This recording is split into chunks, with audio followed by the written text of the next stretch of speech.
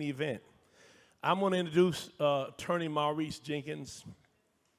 Maurice Jenkins and I had a life-altering experience. I won't go into it, but he and I wound up in the principal's office at the same time. And I know he's going to be a lawyer because I'm sitting there pleading with him because his people are already in the office, I thought, not to give me up. Okay, if the inmate going to be in trouble, go ahead and take your licks. Please don't tell him what I did. I looked up, my dad walks out the office, Maurice, and I already told him everything. He was president of my class, CAS 2, class of 72. He married the vice president. He's got a wonderful daughter, Chelsea, who's here, who works for Kellogg, right? And she's going in places in the corporate. And I'm going to let you introduce my dear friend and brother, Dr. Cornell West.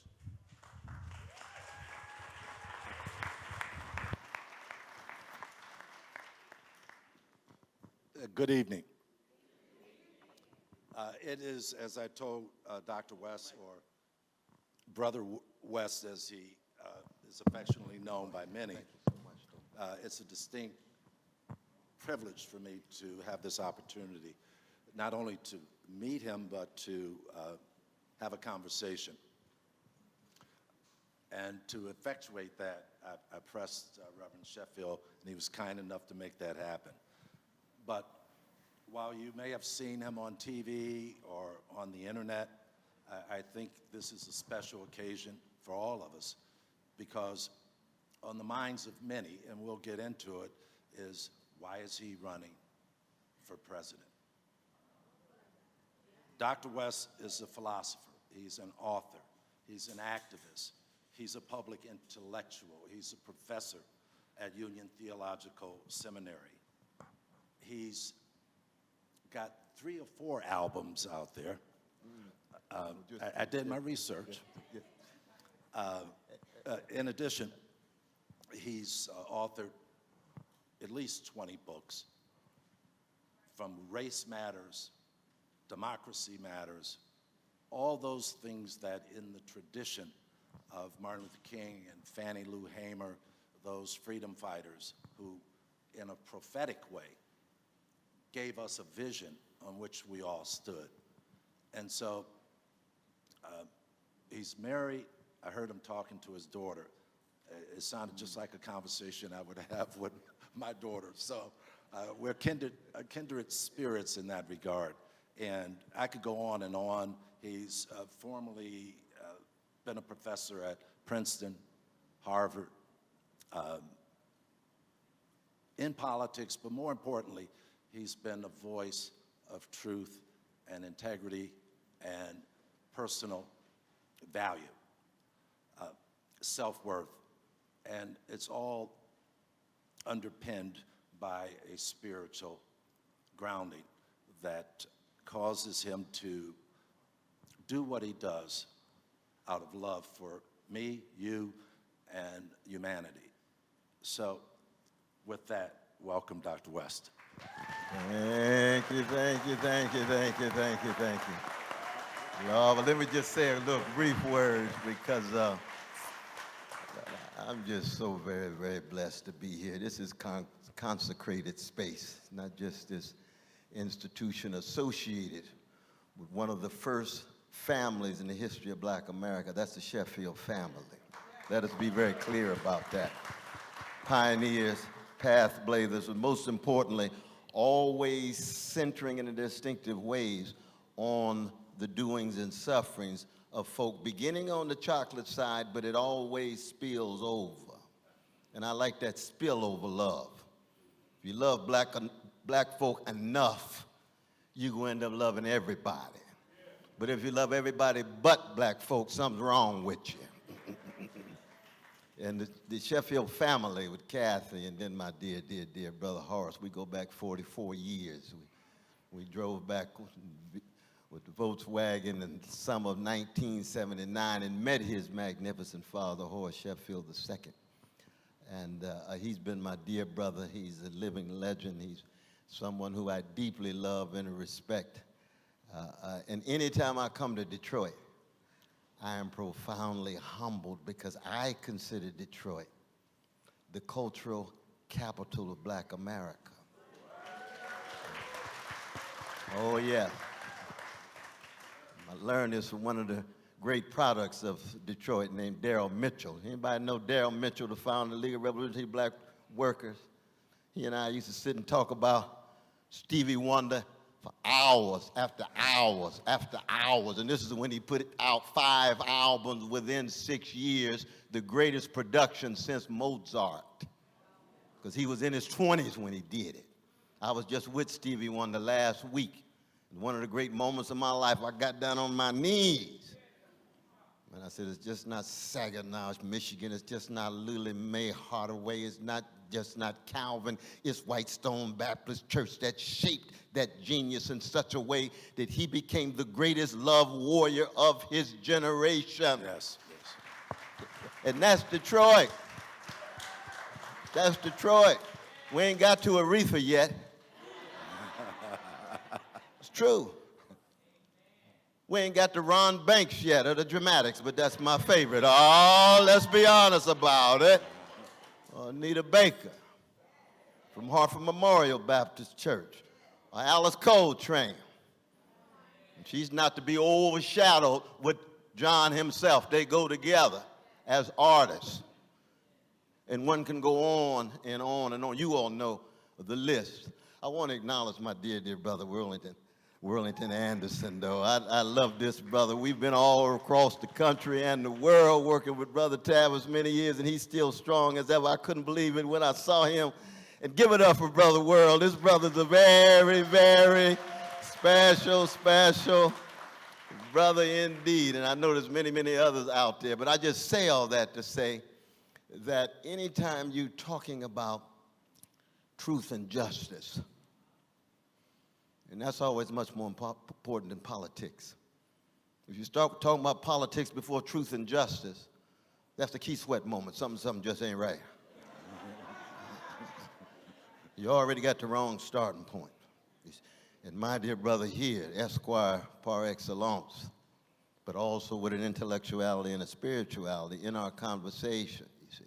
We want to try to understand what is the context to understand the quest for truth and justice at this particular historical moment in the history of Black people in particular, and the American empire in general, and the world as a whole. And this is a tremendous challenge because Black people, at our best, we are a world historical people. We have greatly influenced the shapings of the cultures of the world in a disproportionate way. And it's precisely because there's never been a people who have been hated so chronically for 400 years and yet taught the world so much about love and what love is. That's who Martin Luther King Jr. was. That's who Fannie Lou Hamer was. That's who Rosa Parks was. That's who John Coltrane was. That's who Donny Hathaway was. That's who Luther Vandross were. These are not just isolated individuals and icons. They all come out of mamas and daddies and churches and neighborhoods and temples and mosques and little leagues and music clubs who deeply shaped us. And so anytime we begin a dialogue, we have to keep it funky. And keeping it funky simply means acknowledging that we are who we are because somebody loved us, and somebody cared for us, and somebody tended for us. And no matter how high you think you are in your status and your honor, if it wasn't for your mama's love push coming out of her womb, you wouldn't be here. And it's funky down there. That's where the love is.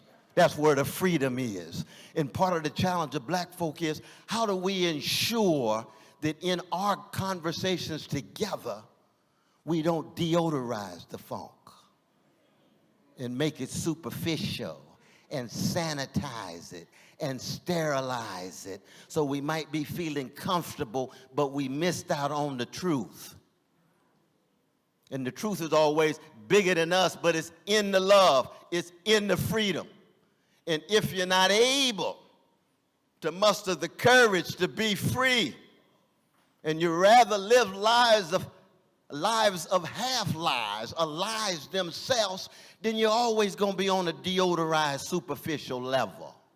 It might be about your individual career, but you forgot about just how precious Jamal and Letitia actually are in the hood. You forgot not about the brothers and sisters in mass incarceration. You're thinking too much of your personal agenda, and you've forgotten the fact that your grandmama and your granddaddy may not have achieved a worldly success, but they may also have embodied a moral and spiritual greatness that allowed you to be successful. That's how we got to situate this thing. That's why our musicians are so crucial. Because we created the greatest genre of the 20th century, which is the blues.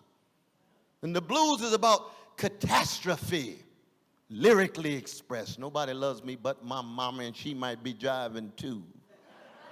That's B.B. King's The Blues, isn't it? That's the B-side of The Thrill Is Gone. Strange fruit the southern trees bear. That's the genius from Baltimore City, isn't it? That's Billie Holiday. Yes. With the Jewish brother Maripol writing the lyrics. Those are not problems. They're catastrophes. There's never been a race problem in Detroit, a race problem in America. There's been catastrophes visited on black people. So if you reduce the catastrophic to the problematic, and you start thinking that problems are all we have rather than catastrophes we have to confront, then you're not going to have your armor in place to be fortified, to know what it means to fight, to tell the truth, and most importantly, to be willing to pay a cost, to bear a burden. Brother Martin used to say, I'd rather be dead than afraid. And Mary Ellen Pleasant, the first black woman multimillionaire from California. She's known as the godmother of human rights in my home state of California. She used to begin every speech. She said, I'd rather be a corpse than a coward. Ooh, that's a high standard, isn't it? Now, I know I can't meet that standard. No, I like to live too much, and I got too much gangster in me. Pray for me. Working it with the Holy Ghost. I'm a Jesus-loving free black man, but what that means, though, I know what the standards are of a great people who've been able to bequeath to every generation what it means to be a love warrior in the face of hatred. And that's what we need, that caravan of love that the Isley brothers have sang about with such power, the love train of the OJs. Those are not just songs, you see. They're how people who are hated can transfigure their own wounds in such a way that they can still love the little ones. They can embrace the little ones, give them a sense of self-respect and self-confidence and sense of self-determination in the face of what is bombarding them. And one of the reasons why we're losing so many of our very, very precious young folk is what? They haven't been loved right. They haven't been loved intensely, consistently, constantly in such a way that they can realize their potential and recognize they come from a great people at our best. At our best. And every generation has to meet the challenge. Horace Sheffield the first, Horace Sheffield the second, Horace Sheffield the third, let alone Kathy, let alone LaVon. Oh, we'll never forget our dear sister LaVon. Every generation has to try to meet that challenge. And here we are in 2023 with all the spiritual decay and moral decadence of people thinking that somehow to be human at the highest level is simply to have material toys and status. rather than the quality of your service to others. The service leadership that Brother Horace III talks about. He just gave me his book talking about service. I know that's a long answer, though, brother, but this is just the beginning. I appreciate that. He anticipated my next question. Lord. But you've described in very concise terms what is a spiritual blackout in America that has led to a certain nihilism or hopelessness. And I think about your reference to the blues.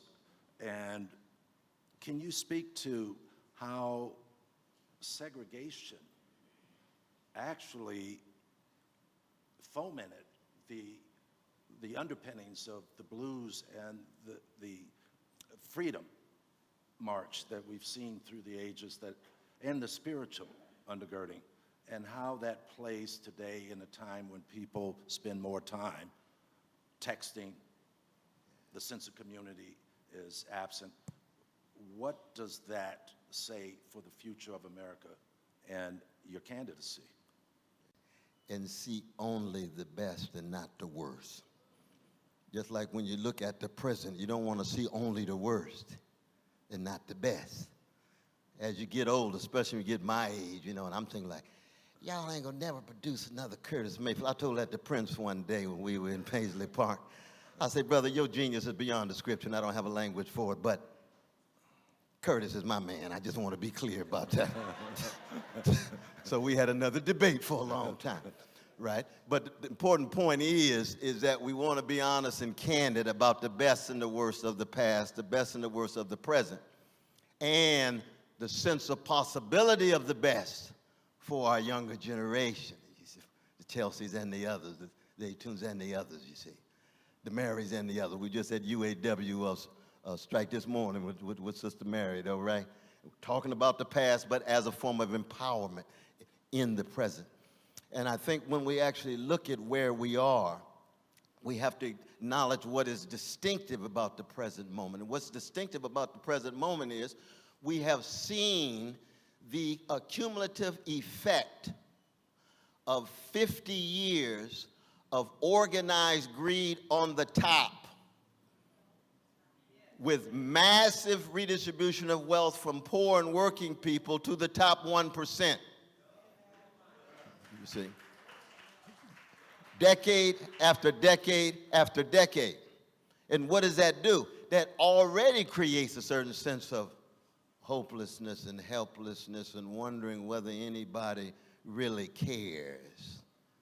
And how you going to have 50 years with wage increase 6% and have 60% productivity increase and 40% CEO compensation increase and say that's just the way things are? No, you have normalized organized greed and made it look natural when it's really just contingent and historical.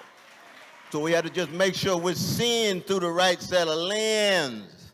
Now see, I'm a Christian, which means I look at the world through the lens of the cross. And the cross is about suffering and the bounce back against that suffering in the name of a hope that makes no sense in the eyes of the world, but you do it anyway because you follow him into the temple and he runs out. The money changers, not because he hates the money changers, he hates organized greed. That's the Jesus I'm talking about. It ends up on a cross. Disciples get scared. Peter denies him 3 times, but he's going to bear witness anyway. You see, black people at our best have been willing to bear witness anyway. We were talking earlier today about Henry Highland Garnett, the first time black people ever organized in a public space in Philadelphia in 1837. And Henry Highland Garnett, one of the towering figures and friend of the great Frederick Douglass, and he stepped up to the lectern and he said, black people, never confuse your situation with that of the Israelites of the Old Testament. For black people, Pharaoh is on both sides of the bloody Red Seas. And you can hear somebody in the background say, could somebody sing a song, please? Sister Johnson, could you sing that favorite song of yours that has helped me get me through ways? Well, black people, we have been a people who have had to find a way out of no way. And you sing that song because it's wind at your back, and you look at your precious child and see the sparkle in their eye and say, I'm going to love you, I'm going to sacrifice for you, blood, sweat, and tears. Well, what does it look like in the long run? 244 years of slavery doesn't look too good. Another 100 years of American Jim Crow and terrorism doesn't look too good. We loving the children anyway. Let's build this church. Let's make sure we keep this institution going. Let's make sure we keep our families going. Let's make sure the people who sing are singing in tune, because when they sing in tune, it cuts deeper than the soul than if you can't sing. I'm just saying that for the younger generation, because some of these young folk can't sing in tune making $1 million. And I said, Sarah Vaughan is crying from the grave. Nat King Cole crying from the grave. Carmen McRae crying from the grave. They knew how to hit the notes right, but they didn't hit the notes right for money.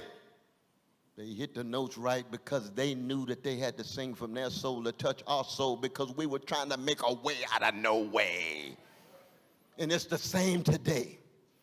It's just that people think that individually, if they're doing better, that somehow they really are that far removed from the plantation. Plantation comes in a lot of different forms. You can have big money, big mansion, a lot of material toys, and still be so intimidated and scared on the inside because you don't want to raise your voice, you don't want to bear witness, because the fool man or woman on your plantation would get you in trouble.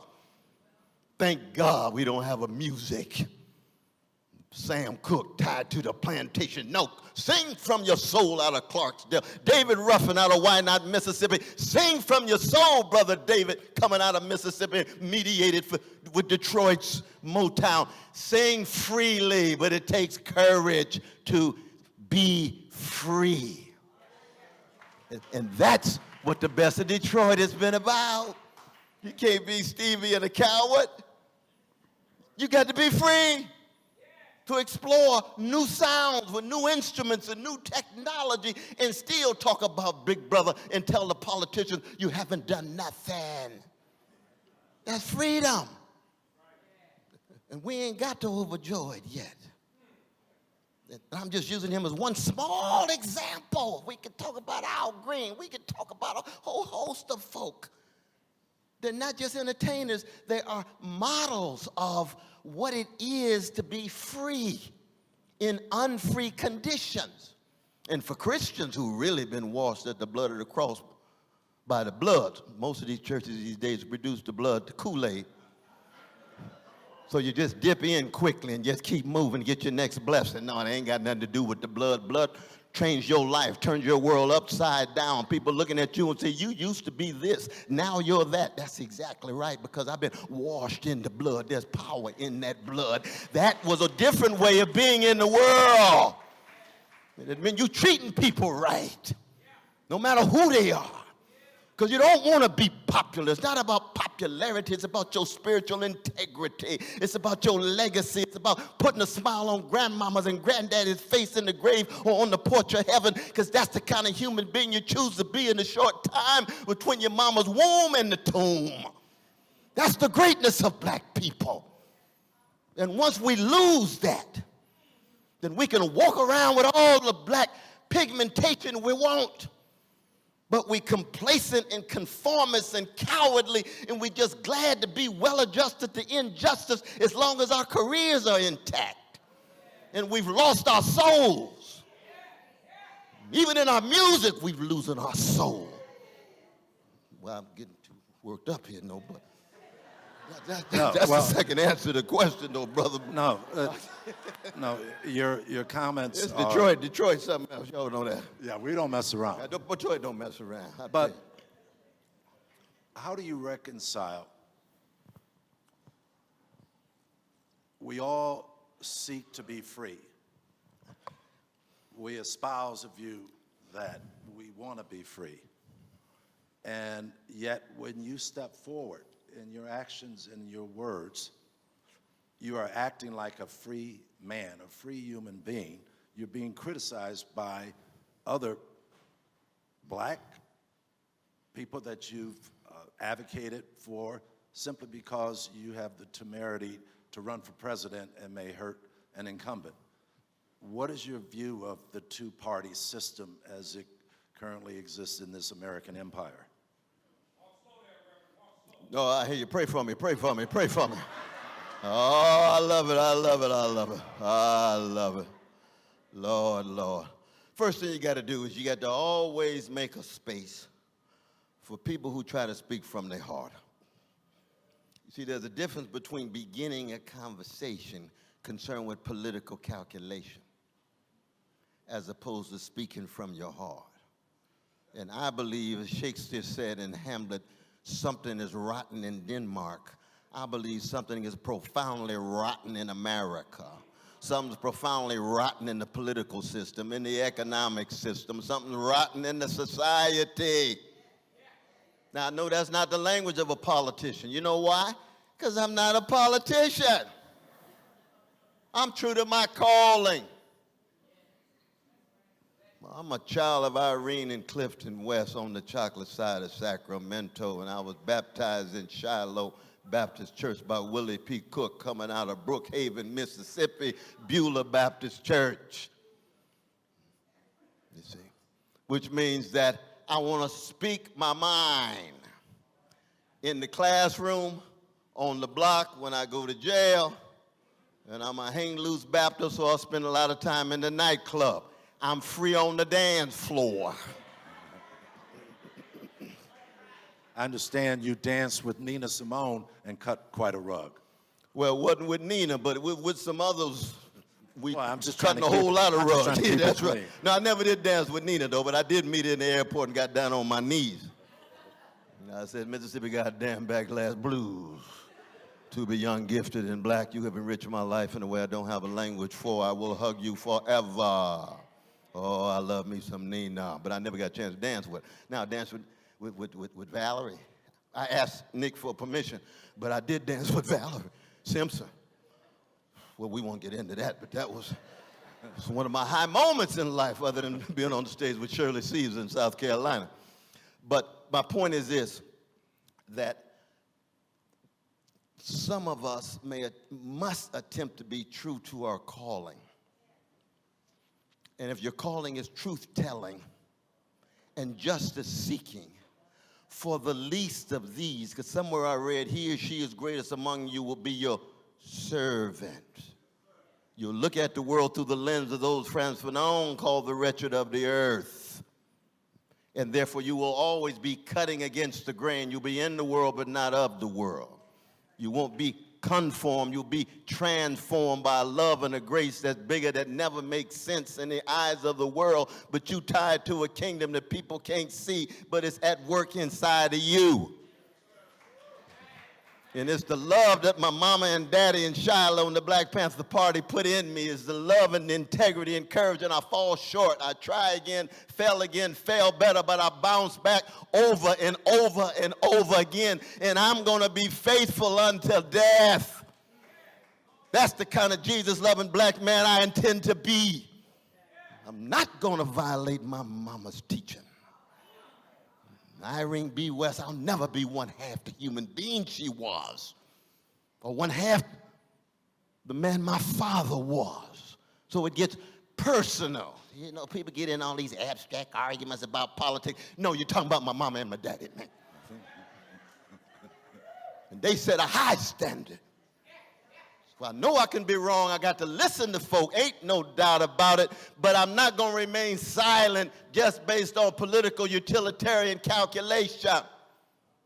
So people say, well, we got to make sure that Biden looks good. We got to make sure Biden X or Y. Wait, let's look at who is Biden. Who is Biden?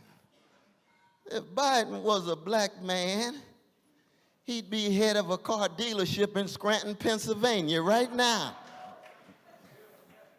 Because he's a mediocre brother. Everybody know that. White male mediocrity has been triumphant for a long time. Not all the white brothers, but we know a white mediocre brother when we see one. That's like saying Mick Jagger can outdance James Brown, but I can't say it because the next election. No, Mick Jagger ain't on the dean's list. Now, is Biden better than Gangster Trump? Of course. But the bar is about on the floor. So then the question becomes, how do we allow for the rich legacy of Martin King and Fannie Lou Hamer and all of our great freedom fighters to spill over into politics in such a way that the young folk can see for themselves what an example of those high standards actually are? Because if all they see are just folk who are so timid and folk who are so calculating, then they never see free people. They just see calculators. And that's the worst thing you could ever do for a younger generation, is to expose them to superficial celebrities as if they are the grand ideals to aspire to. If the only thing that they can see is the highest level of worldly success in terms of money and status, as opposed to spiritual and moral greatness in the terms of service to the least of these. Nobody cares about the richest man in New York in 1965 of February when Malcolm was shot. He only had $151 in his whole bank account. But we're going to remember Malcolm until the end of time. Because he said, if anybody's for truth, I'm for it. Anybody for justice, I'm with him. I'm a human being, I'm a Muslim, and I'm a black man. It's very interesting for we Christians that two of the freest black men in the 20th century, Muhammad Ali and Malcolm, were Muslims. Oh yes, that's the Honorable Elijah Muhammad. What is it about our churches? We got some magnificent churches. We got some magnificent products. Now, granted that Malcolm X's father was Reverend Little. He was a Baptist minister. So I'm going to bring in my Baptist there. That's true, but no, he was a Muslim. And we love them. We love Malcolm. We love Muhammad Ali. We love Alice Coltrane as a Hindu and so forth and so on. It's a human connection. But the challenge becomes in this moment. How do we focus on issues of poverty? See, I'm calling for the abolition of poverty. I don't want no liberal version of incremental and child credits and all this other mess. No, when it's time to go to war, you get billions and billions and billions and billions of dollars. When it's time to abolish poverty, all of a sudden you have a discourse about budget deficits, and we don't have the resources, and we don't have the money. You got warped priorities. Well, the war is about national security. Poverty is an issue of national security. You're not going to have a country if you got three individuals who have wealth equivalent to the 50% of the population. 160 million fellow citizens have wealth equivalent to three individuals. That's spiritually sick. It's morally obscene. And so I can understand my brothers and sisters coming at me and say, well, Brother West, I know you don't want to speak these kind of truths too intensely, because in this debate we got to make sure that each candidate, the candidate that we like, doesn't look too bad. I'm just laying out the truth. And people will choose. You see? No one party owns anybody's vote. No one party is entitled to anybody's vote. You make your choice. That's the anthem of black people. Lift every voice. It's not lift every echo. The echo is just an expression of a silo. Lift every voice. You think critically for yourself. So people run into me in the airport and things, they say, Brother West, we have some respect for you and so forth, but we can't go your way. I said, that's fine. Think for yourself. Come down where you come down, but make sure you got an authenticity and a sincerity about it, and make sure you got the right soul orientation in terms of having sensitivity to the most vulnerable. You will have to begin with the poor and working classes, because that's what it is for me to have the highest level of love, because love is not a mechanical thing. If you got a child who needs more needs than your other child, you make sure that other child's needs are satisfied even though they're more than the other child, because it's not mechanical calculation. When you love all the way across the board, and so it is in our community, so it is in our histories past and present. And that's what was taught to us by the Martin Kings and others, you see. And Martin King, again, you know, he's no deity, he's no God. He's a human being. But at the same time, we know that he, like us, is a wave in a great ocean of a tradition of a great people. No Martin without Alberta, his wife, and Daddy King, and Benjamin Mays, and his teachers, and Ralph Abernathy, and Diane Nash, and Stokely Carmichael, all of them working together. And you all have names in your own lives. Other people may not know, but you know when you're honest with yourself, that you sit at the center of their network, of their care and their love and sacrifice for you. And how do we then pass that on? And so it, again, is not an ordinary political conversation. We don't live in ordinary times. We got a younger generation growing up who believe that the species may be extinct because of the corporate greed of fossil fuel companies, who have been organizing lies to act as if there's no such thing as a climate crisis. That's like organizing lies to try to argue that there's no such thing as white supremacy. It just so happens that all these black folk been catching hell for so long. Please. Same would be true with male supremacy in terms of the sisters getting mistreated by cowardly brothers of all colors and want to act like they can hide and conceal it. No, we gonna keep it funky. We gonna tell the truth. You can change, you can be transformed, but we gonna tell the truth. And this is true across the board in this regard. And so in many ways, people ask me whether I'm running for president, and I say, I'm running for truth and justice. Pray for me. And they said, well, wait, I thought that you were actually a candidate. Well, you see, I don't want you to isolate the candidacy, and I don't want you to fetishize the presidency. And by fetishize, I mean ascribe these magical powers to it as if somehow it's not connected to a whole host of ways of being in the world. When you're running for truth and justice, you can be a janitation worker and be great. When you're running for truth and justice, you can run for dog catcher and be great if you're serving. And when you run for president, if you do it right and focus on the least of these. People ask me all the time, they say, well, Brother West, what do you think it's going to be like to move into the White House? Well, the White House was built by dignified enslaved Africans. And I don't even want to be in a White House if everybody don't have a house.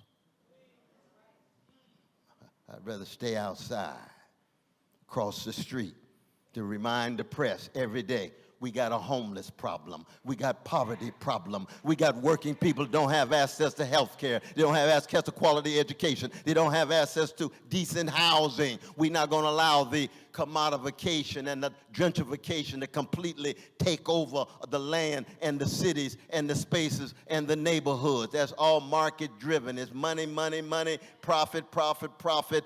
That's nothing but spiritual idolatry. That's what it is. You end up worshiping the golden calf if you view life as a gold rush. And the golden rule is gone. Do unto others as you have others to do unto you. No, it's he or she who has the gold will rule. That's the history of black folk in America. That's the history of the poor in America, the history of working class in America. He uses the he, but every once in a while says he and a she who has all the gold, they rule. And then tell everybody else how to be moral. Hey, back off. Hey, what kind of moral authority you got to tell folk what it is to be ethical when you can sit here and watch all these precious brothers and sisters, homeless and unhoused, on the street in Detroit in wintertime. And the same is true globally. Same is true around the world, you see. And we can get into some of the global issues, because another thing about this too is that even though we live in the United States, and the United States has the best and the worst, and we've got to introduce the best of America to ourselves, but what we do in this country has repercussions to people all around the world, you see. And I also look at the world through the lens of the wretched of the earth, of the poor and the working classes in Africa. Critiques of Africa, in Latin America, in the Caribbean with Haiti and so forth. Their destiny is inextricably woven with our destiny. And one of the role of spokespersons, let alone leaders, is to be able to see broad enough and far enough down the road that we don't overlook the degree to which we are connected across national boundaries. Because a baby in Ethiopia has the same value as a baby in Detroit, no matter what color. And a human being in South Africa has exactly the same value as a human being in France or in Brazil or in Haiti. Humanity across the board. And therefore, when we look at what's going on in the United States, don't look at just what the corporate media is talking about, CNN and MSNBC and Fox News. They're interested in one thing: money, money, money. In many ways, they produce Trump because they follow every word, every comma, every sentence, every paragraph for money, money, money. We had Brother Bernie. Bernie had 15,000 people out there. Trump had 17. Bernie's not as entertaining as Trump. We got one cameraman out there. Trump got 55 cameramen. And even the CEOs say what? In some way, they say too often what's said in of the big three. Well, we just made this based on trying to satisfy our stakeholders. Money, money, money. Profit, profit, profit. So you're going to give up the whole world just for profit. Somewhere I read, what does it profit a man or a woman to gain the whole world and lose the connection with you and your precious mama who told you to never sell your soul for a mess of pottage?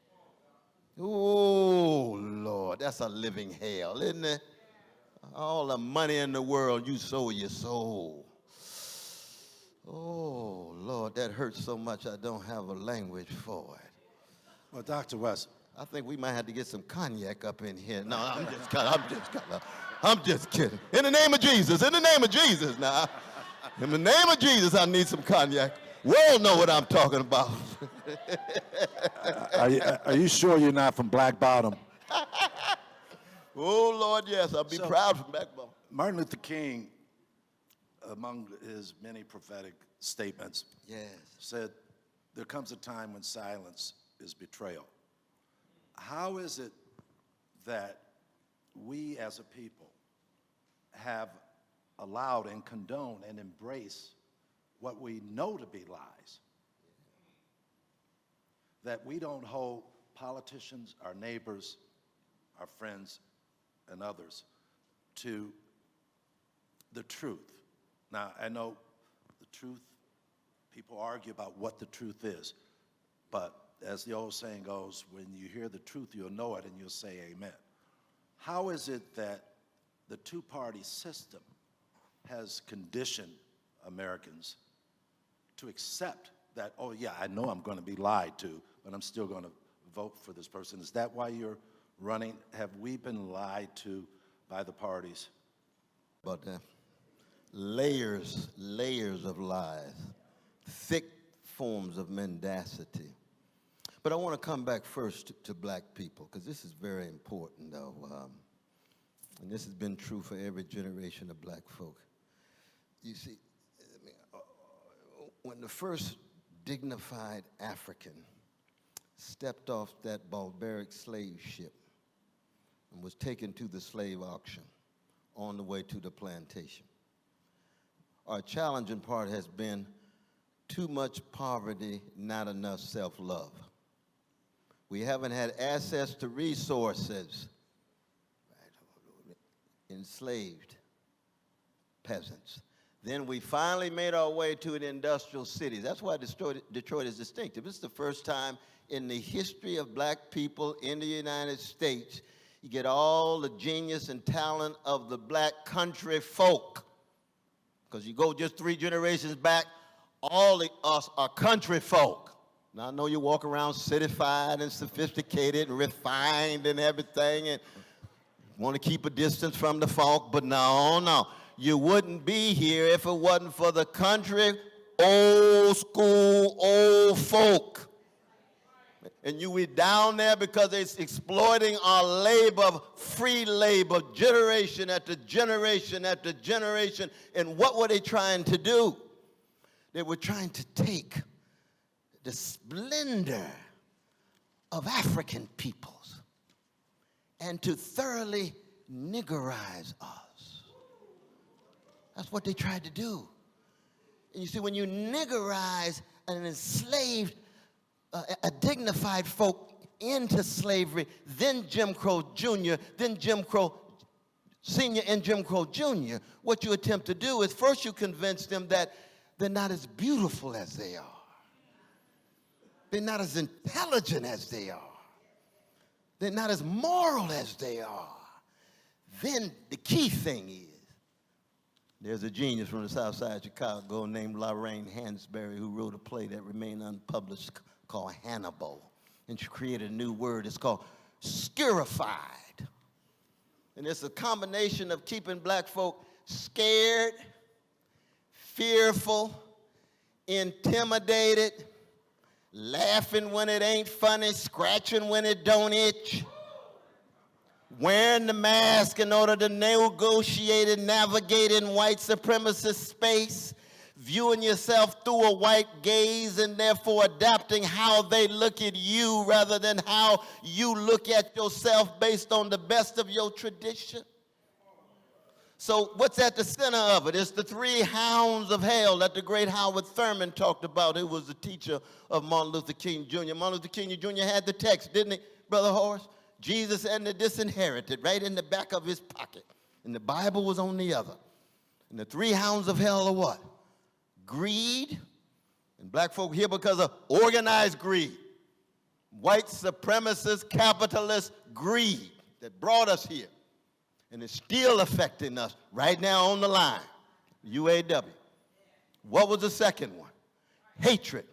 Convince these magnificent people to hate themselves, to hate the way they look, to hate the way their lips and their noses and their hair texture, hate the way they walk, hate the way they talk, and have them internalize it so that white supremacy so thoroughly penetrates the black soul that you don't have to have white folk around to see white supremacy. Just look in the soul of black people and you'll see it. That's the layers of niggerization. But then the core of it is fear. Keep them so scared all the time that even when they know what's right, they won't do it because they scared. Now, we understand that everybody's been scared in life.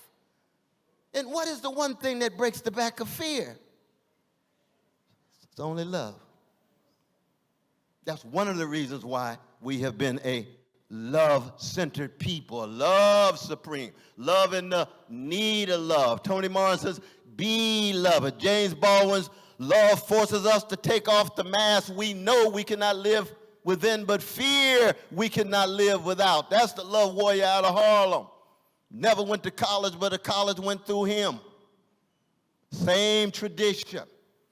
In Motown, good God Almighty, Motown was nothing but a love machine. Look at Marvin Gaye's What's Going On. You know how much love saturating every nook and cranny of those notes and the silences between the notes, and that's even before you get to the lyrics. What is it about these hated people that they keep dishing out these love? Because they're trying to break the back of fear. And once black folk break the back of fear, it's a new day. And we've most broken the back of fear in our music. Because you can't be a great musician if you run around scared, thinking you're less intelligent and less beautiful. You think Charlie Parker gave a dang of what the white brother on the other side of town was playing on the saxophone? He didn't care. Not because they were white. He had his own standards. You think James Cleveland's upset about the white evangelical on the other side of town playing the piano? No, he know where the standards come from. They come from his tradition. And he's singing to a people to do what?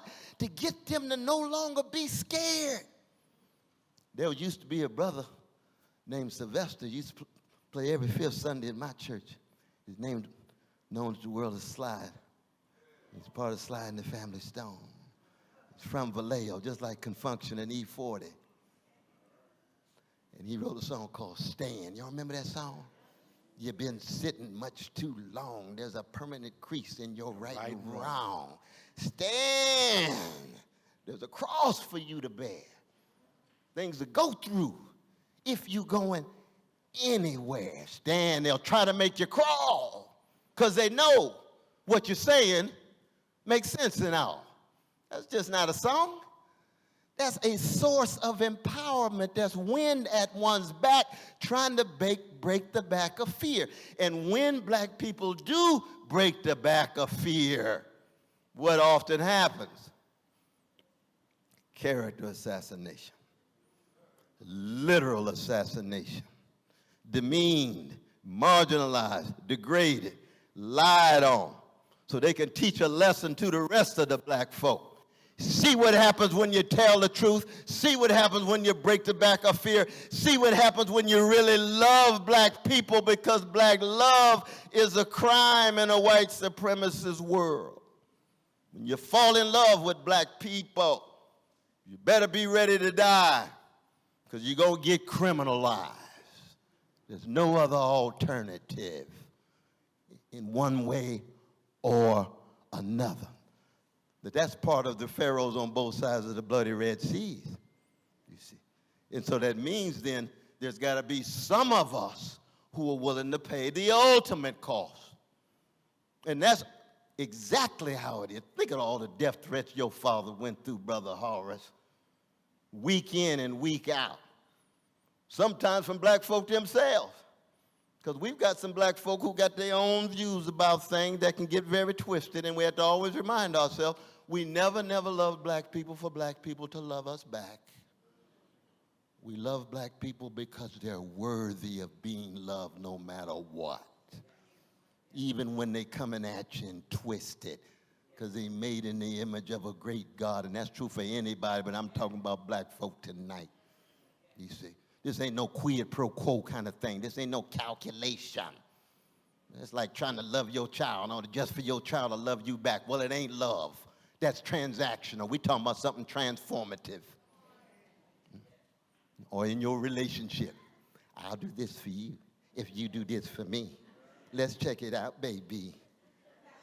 Now, I ain't talking about nobody in this room, but I mean somewhere, somebody in Detroit is transactional. And they need to be transformative. Well, so it is in our politics. I've always believed if we have politicians 1/10 as free as our black musicians, we would have had great black freedom movements a long time ago. And so we have to be able to free ourselves and take the risk and be misunderstood and be true to yourself in terms of your quest for moral and spiritual greatness rather than just worldly success, but also recognize whatever consequences that flow therefrom, that you were trying to the best of your ability to be true to your calling and be true to your vocation and be true to why, in fact, God put you here in space and time. Let's give Dr. West a big hand. Let's also commend Maurice, Brother Maurice. who could have probably asked one or two questions and let Dr. West do the rest. Oh, Lord. That's so my much, classmate, president of the class of 72 at Cass Tech. We got time for, I think, about 4 good questions. And let me explain real quickly when we get done. We have some books in the back. If you want to purchase The Radical King, It's one of my favorite books by Dr. West. And I'll start the real quick, brief question with a brief answer. Absolutely. But David, hold your hand. Let's get 4 people.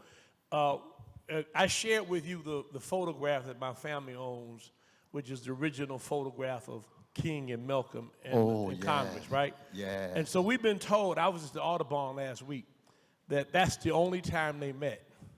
But your book documents and suggests that prior to Dr. King's death, that they had begun to meet and agreed to find ways to collaborate. Can you just talk about that a little bit? Well, I mean, given the FBI files where you have more information about black leaders than any other place in the country, that's why it's a compliment to have the FBI having you under surveillance if you have a deep love of black people, because it means you might be a threat. And anybody in love with the people who's dealing with levels of poverty and hatred and terror, you will always be a threat. You ought to check yourself if you're being patted on the back too much by the powers that be. And in June 27, 1964, the FBI says, based on Clarence Jones, a lawyer for Martin King, who you know very well, he's at Stanford, still alive, that Malcolm sent a letter to Martin King and said, will you go to the UN with me to bring the United States before the world for the violation of the human rights of black people, not just the civil rights, the human rights of black people. And Martin himself, surprisingly, said yes. Because one of my critiques of the great Martin Luther King Jr. was he kept Malcolm at arm's length. He was afraid of getting too close to Malcolm because Malcolm had about a 0.1% approval rating in the white mainstream. And among black folk, it was about 5%. So people were telling Martin, why would you want to even run into Malcolm X? Keep your distance. Well, I'm looking back in retrospect, but I'm not that kind of, I like to embrace as many folk, I don't care who they are. Bring them Muslims, Marxists, communists, anarchists, Christians, crypto-Christians, whatever it is. Anybody who wants a conversation and interested in how we move forward, let's have a dialogue. That was not the case in the 60s. So I say even Martin wasn't free enough. Isn't that something? You got folk these days who don't want to mention Minister Louis Farrakhan's name in public. Hey, you ain't got to agree with that brother not to mention his name in public. He's part and parcel of the community. His organization is part of the community. No, you're too obsessed with the white media. You're too obsessed with him saying the anti-Semitic. Speak your mind, give your critique, but be able to acknowledge that you can talk with anybody if you're a free human being. And if not, you run around scared. Meaning what? Meaning that, in fact, there was a chance of them coming together for the first time. But then Malcolm went to Africa and the Middle East. And of course, by February of 1965, he had paid the ultimate cost. And you can imagine, I mean, Martin only had 3.5 years, or 3 years and 3 months. But if they had lived on, I'm fairly sure they would have worked together. And they would not have been as strong as they could be if Fannie Lou Hamer wasn't there, you see, because she had something to add that even beyond both the brothers had, you see. And there's others who were there. Stokely would have been there. You don't have to agree with Stokely Kwamanko or Kwame Ture to know the brother had a love of black people willing to pay the ultimate cost, and there would be no black success if it were not for those kind of brothers and sisters. That's precisely why your father had the meeting with the great General Baker and Ken Cockrell and Darrell Mitchell with the League of Black Revolutionary Workers. He's in the UAW. Y'all know the League of Revolutionary Black Workers, right? You know their history? These are some bad brothers and sisters. You ain't got to agree with them. They on fire for freedom for poor and working people. And you sit down and you listen. That's why Martin King did meet Amiri Baraka 2 weeks before he died. And you all know the great Amiri Baraka revolutionary figure because Martin wanted to learn and listen. Now, he did meet with Elijah Muhammad, even though not Malcolm. He met with Elijah. And I tell you again, you can imagine an imaginary conversation that there's a line in James Baldwin's The Fire Next Time. He said, when I first saw Elijah Muhammad, I looked in his face and I saw such suffering and sorrow, and I wondered what it would sound like if he sang the blues. But then he had a smile that was so beautiful. And Elijah had a beautiful smile. I don't know if y'all remember his smile, because he was a timid man. He was a Reverend Elijah Poole. He was a Baptist preacher before he was converted to Islam.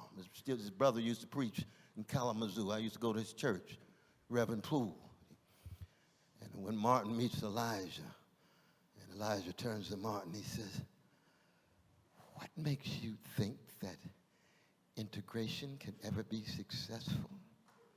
Don't you realize that when black people start moving into the neighborhood, there'll be white flight? And don't you recognize that when they try to move into the schools are going to undergo quick transformation from vanilla to chocolate?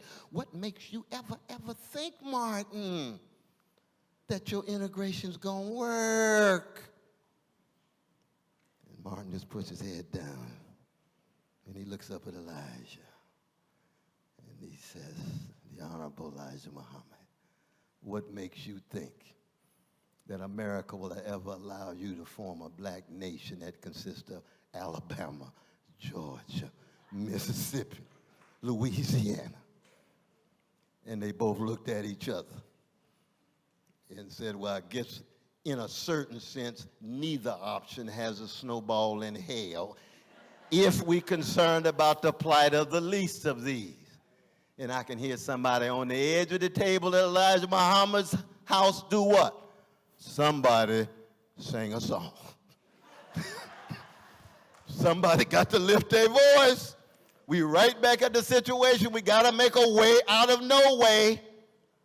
And that black nationalist tradition that goes from Garvey to Honorable Elijah Muhammad to Minister Louis Farrakhan, it's always going to be a part of the black community. And we had to be critical of it. If somebody's talking about other people, white folk, whoever it is, Jewish folk, immigrants, we had to be critical of it. We don't have time for xenophobia, but on the other hand, it's not as if Martin had all the solutions and integration was going to work across the board. Not at all, because the powers that be will refashion itself in such a way that it can reproduce new forms of keeping the masses of black folk having or lacking accessibility to health care and quality education and so forth. So what do? We keep fighting anyway. We keep swinging anyway. That's the history of our music. That's when Duke says it don't mean a thing if it ain't got that. And what is swing? Love punch. What is swing? Embrace. What is swing? Telling the truth. What is swing? Sustaining our institutions. What is swing? Keeping our families intact in the best way we can so they recognize that all these lies coming at our children are lies and won't have the last word, even if we can't do what we would like to do.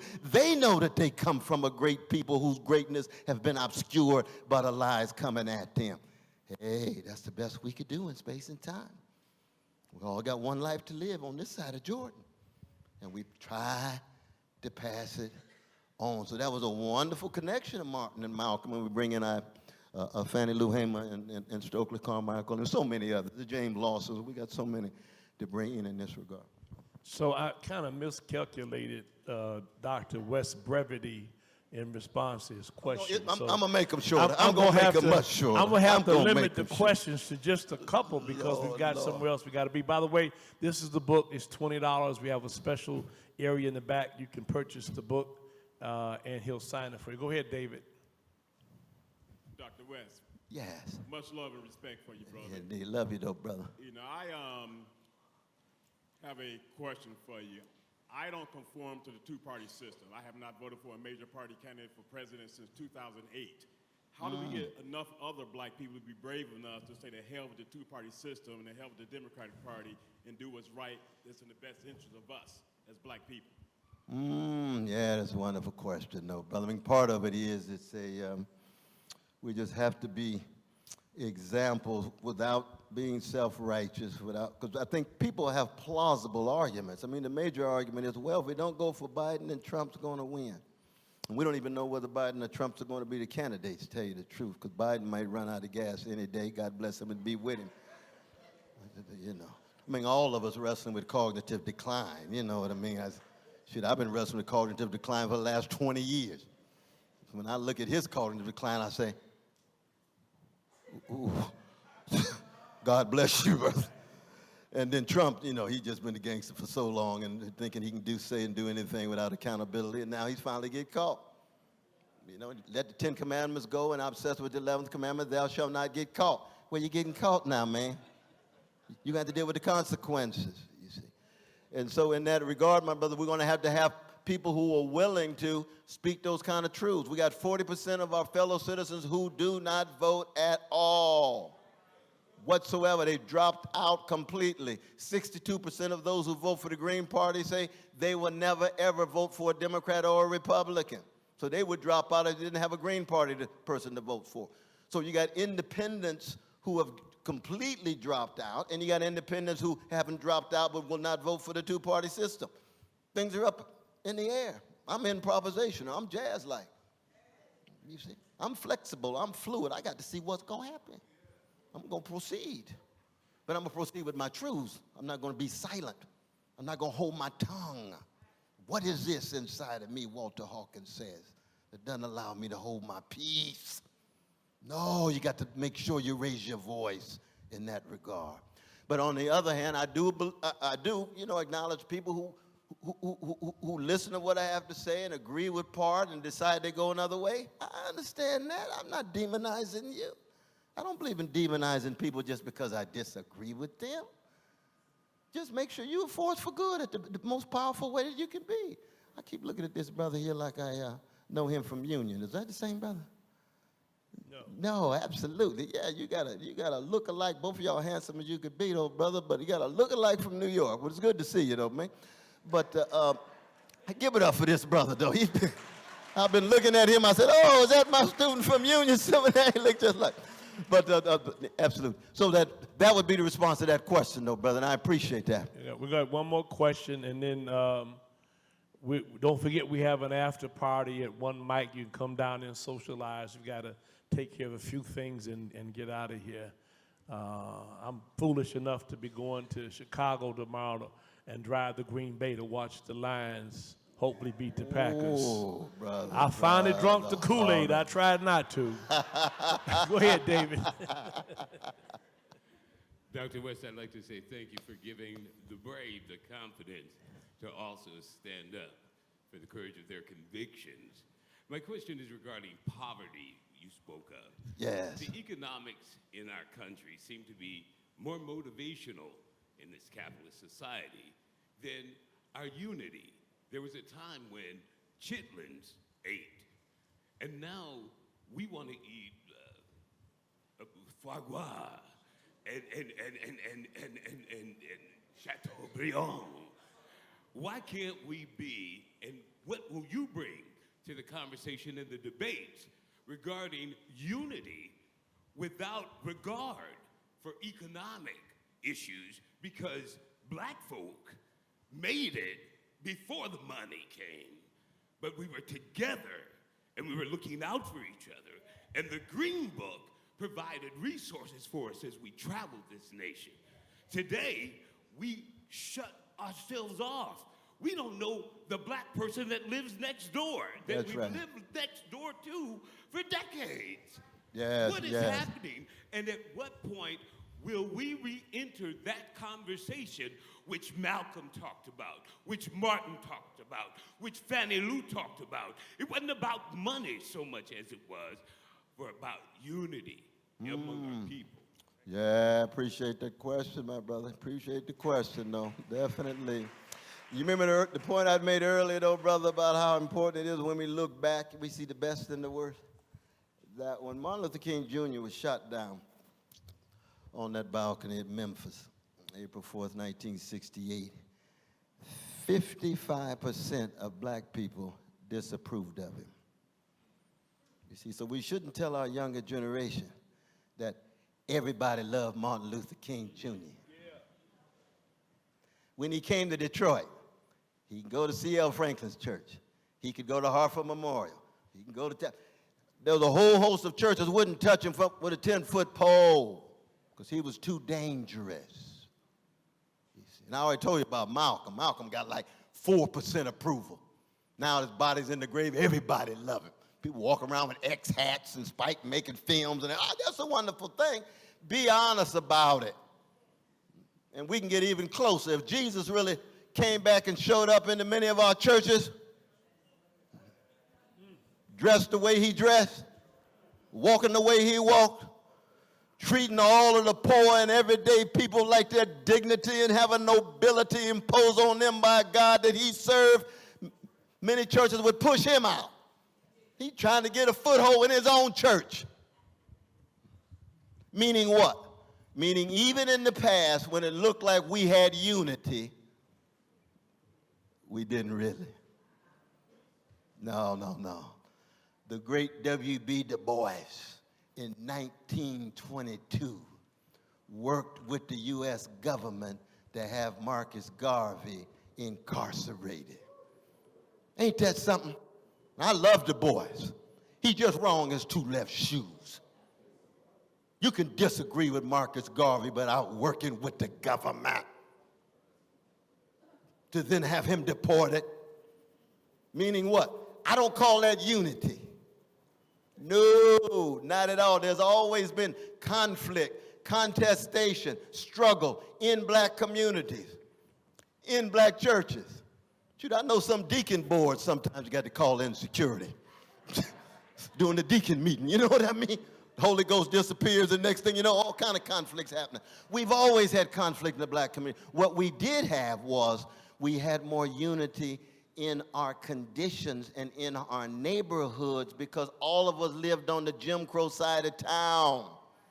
Now, we may have had middle-class sections of that Jim Crow, so you could see Joe Louis and see Jackie Robinson and you could see Bojangles walking down the same neighborhood because they had more cash than most, but they still lived in the same neighborhood because they couldn't live in any other neighborhood. So that's a certain kind of unity of conditions, but don't confuse that with political unity. We've always had tremendous contestation. Ida B. Wells fighting with Du Bois. How come you take my name off the founders of the NAACP, Du Bois? Why you being sexist, brother? You're wrong as two left shoes. Du Bois is still great, he just wrong. And Ida B. Wells was right. And that's all right. We can acknowledge that because all of us are going to be wrong at some times. All of us are going to be right at some times. We can still embrace each other in our wrongness and our rightness. That's a community, that's a relationship, that's a marriage. That's like raising your kids with you and Sister Chelsea. And the love y'all have with each other so deep, nobody can ever cut it. But you got to have disagreements sometimes. Is that right, brother?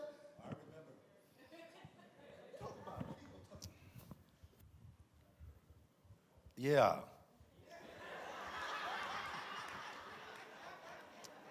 I didn't expect to be answering any questions, but I remember distinctly. It was in a political context, but it was a larger issue, and we had a testy conversation. But I think that's when I asked you originally about how you feel about those in your own community, within the black community of the larger community, criticizing you. And I always look at that as betrayal. Here you are acting free, like a free person that can speak the truth and accept the consequences, and we don't embrace our own. And so when I think about Chelsea and the next generation, we have to move beyond the safe spaces and have a dialogue among ourselves and those who are different than us, because as Chelsea, as you say, it's for the highest good of all. So let me just have the last word here, and Dr. West and Maurice, they're going to escort you to the back room.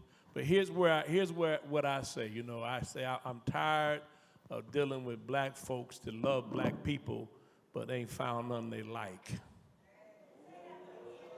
There it is. They pour libations, they wear kente cloth, but they ain't found a single black person they like.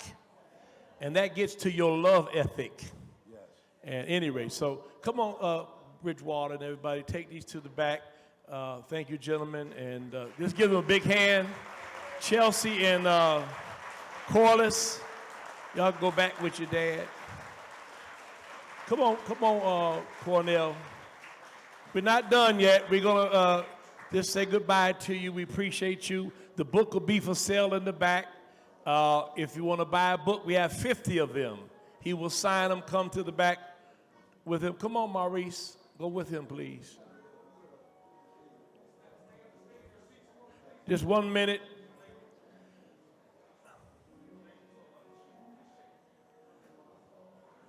All right. Can you all give yourselves a big hand? All right.